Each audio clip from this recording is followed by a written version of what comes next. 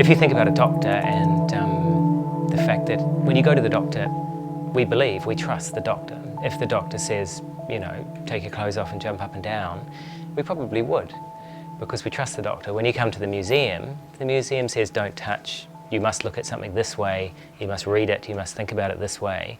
We do. And I guess one of the things I get to sort of play with is how we disrupt those things of belief.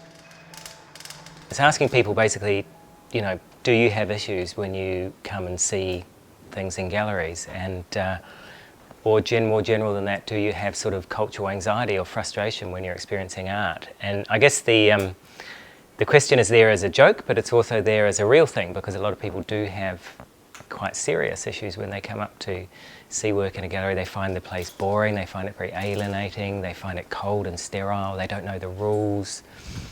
So I guess my role is I kind of function in the gallery a little bit like an artwork, but also a little bit like a kind of therapist. And people book in a time with me, generally for about an hour, and they come up to this room, and I have my equipment here, and it's a very specific set of equipment. It is very much about kind of targeting specific anxieties with people, but it's also about offering people a range of options of equipment to use, dependent on how they're feeling, where they want to go with it.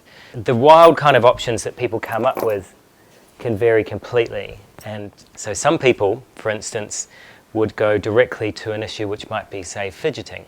So we have a range of issues or a range of tools to stop fidgeting and distraction, the simplest being the thumb restraint.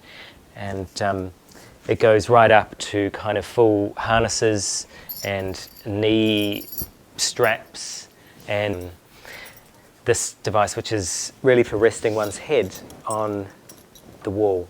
So at those points in the gallery where you can't find a chair, you're incredibly frustrated, and you're almost at the point of banging your head against the wall, this will protect the front of your head and obviously not mark the walls.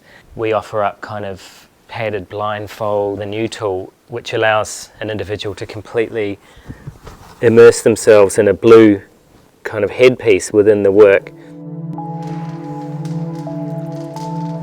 For a lot of people, the encounter and the kind of tactile nature of using the equipment out in a public space is a very therapeutic kind of thing to do, or activity to engage in. I mean, culture and art and presentation and the way we think about how things mean, how we see ourselves in relation to what they mean, is a fluid thing and a negotiated thing.